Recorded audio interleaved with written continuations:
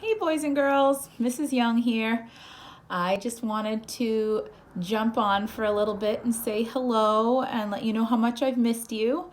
My family's been enjoying this little break, but we are a little bit bored because let's face it, we're not used to being home all the time, and I'm sure you're not either.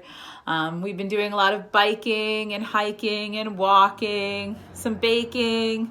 Definitely had time to cook some more meals for the family that I don't usually have time to do during the week, which has been nice, but we definitely miss spending time with our star friends, and I wanted to take this opportunity to read you one of my kids' favorite books. It's actually been one of their favorite books since they were little, but they still love it today, and they're 8 and 11, so I thought it might be a good book to share with you. And you'll see from the pages of this book, a couple of them are ripped and taped because it's so well loved.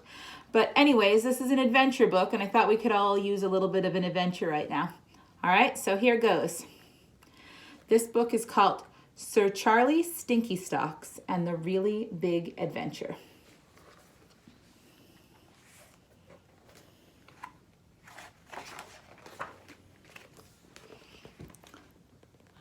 Once upon a time, there was a deep, dark forest where monstrous trees groaned, terrible beasties moaned, and wiggly woos waited to tickle your toes.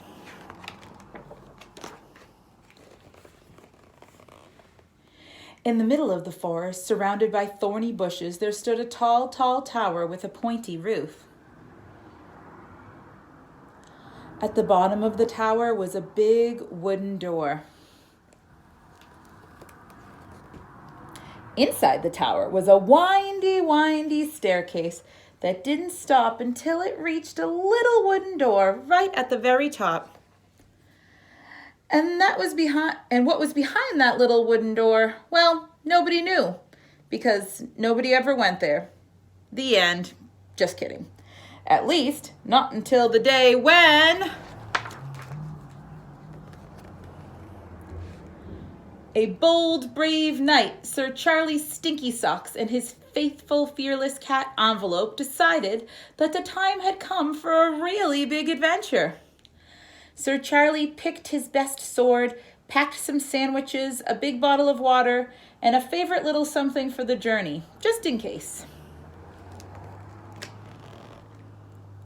And with a song in his heart, he mounted his good gray mare. Clip, clop, clip, clop, clippity, clippity, clop. Over the hills and far away rode Sir Charlie and his cat. Oh, and a wily witch with a watch followed behind them on a broom.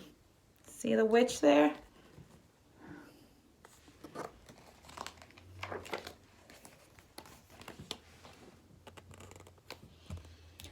At last, they came to a deep, dark forest where monstrous trees groaned and terrible beasties moaned. Envelope shivered. The good gray mare quivered, while the witch with the watch covered her eyes.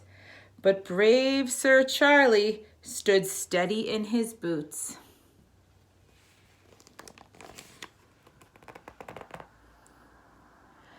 Shh, he whispered into the woods. 'Tis I, Sir Charlie Stinky Socks, with a song to soothe you. And as Sir Charlie sang his lullaby, the trees stopped groaning, but the terrible beasties went on moaning. Stop your moaning, cried the knight. Come out and eat me if you dare.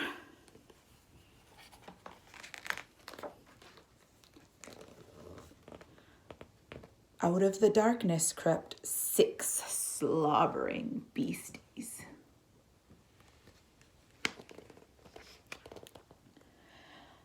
That fearless cat Envelope scampered away. The good gray mare fled, and even the wily witch with the watch trembled behind a tree. But bold Sir Charlie did not turn. Brave Sir Charlie did not run. Instead, he drew his trusty sword and did what any good knight would do. What do you think he's going to do? He smiled and he cut up his sandwiches. The beasties stood and stared. They were hairy, hideous creatures, indeed, but they were more scared of Sir Charlie Stinky Socks than he was of them. Charlie fed the beasties, and the beasties stopped moaning. And the wily witch with the watch looked on with a grin, and she checked the time. But this was no way to end a really big adventure. So Sir Charlie Stinky Socks rescued his cat, rallied his good gray mare, and he set off again, never minding the wiggly woos who waited in the grass, or the 6 not-so-terribly beasties who were now following him.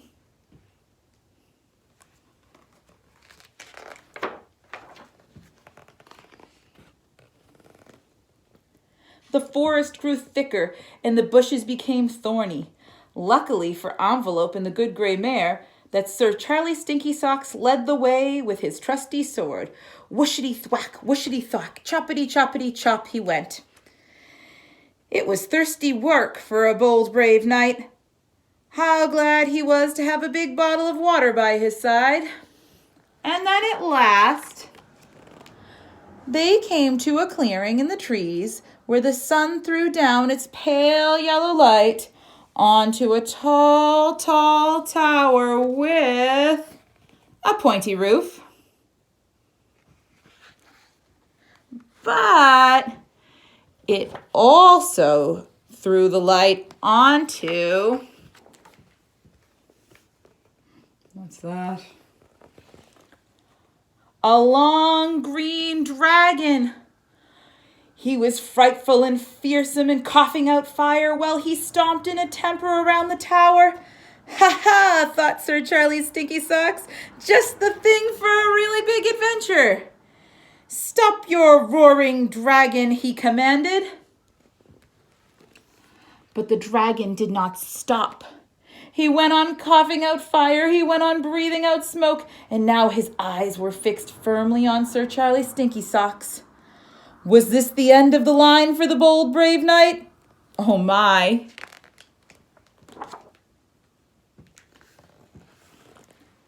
Envelope didn't hang around to find out, and neither did the good gray mare. Only a worried, wily witch and a couple of wiggly woos watched, but bold Sir Charlie did not flinch, brave Sir Charlie did not flicker. He took out his big bottle of water, and kind, clever Sir Charlie Stinky Socks gave that old dragon a long, cool drink. Said the dragon. Now that you've stopped coughing, said the knight to the long green dragon, tell me what's at the top of that tower.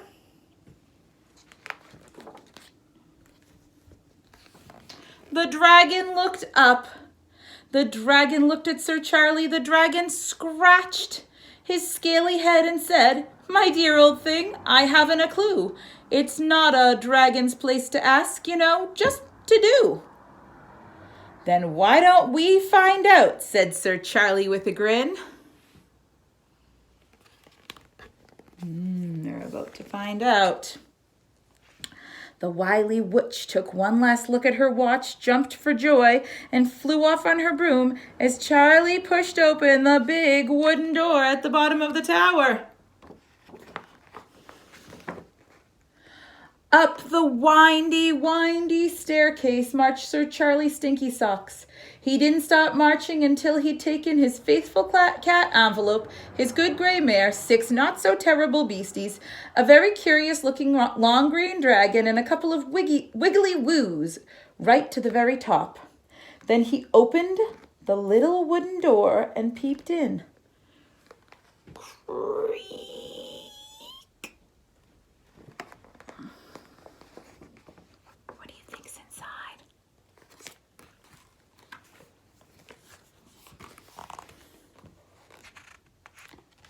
Inside, a big black cauldron sat in the middle of the room.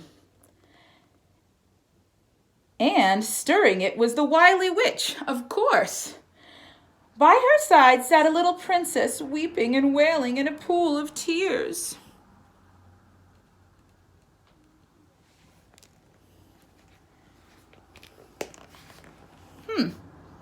Sir Charlie looked at the princess. Sir Charlie looked at the bubbling pot. Sir Charlie didn't wait another minute. He drew his trusty sword and bounded over to the rescue of the little princess. "Stop your weeping," cried the knight. "Sir Charlie Stinky Socks is here to save you from the pot." The witch cackled.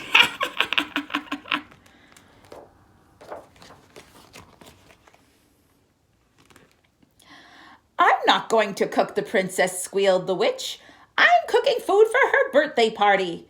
It's today at 3, you see. I do it every year. You know, I blow up balloons and I decorate the tower. I send out the invitations, hundreds of them."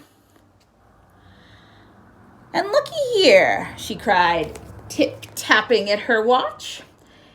"It's nearly 3. Yippee!" "Then why are you crying, Princess?" asked Charlie. "Because," shrieked the princess, "we live at the top of a windy staircase at the top of a tall tower with a pointy roof, surrounded by thorns, guarded by a fire-breathing dragon, and it's in the middle of deep, dark forest where wiggly woos wait in the grass to tickle your toes, hungry beasties moan, and monstrous trees groan. So nobody ever comes." "Oh, yes, they do," said Sir Charlie as he flung open the door. This might be kind of hard to fit, so I'll try from one side to the other. "Behold," said Sir Charlie Stinky Socks. "Behold Sir Charlie Stinky Socks and his friends." That night, the lights burned brightly in the tall tower with the pointy roof as a happy little princess had a rip-roaring good time. When the candles had been blown out and the cake eaten up, Sir Charlie Stinky Socks brought out the favorite little something he'd brought from home, just in case, and gave it to the princess. "Many happy returns of the day," he said.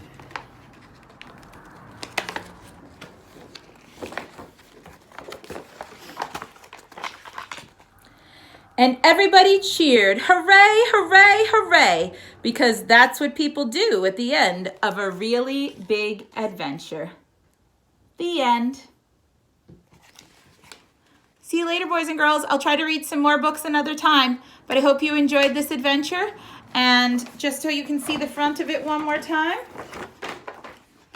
Sir Charlie Stinky Socks and the Really Big Adventure. Enjoy the rest of your day. See you later.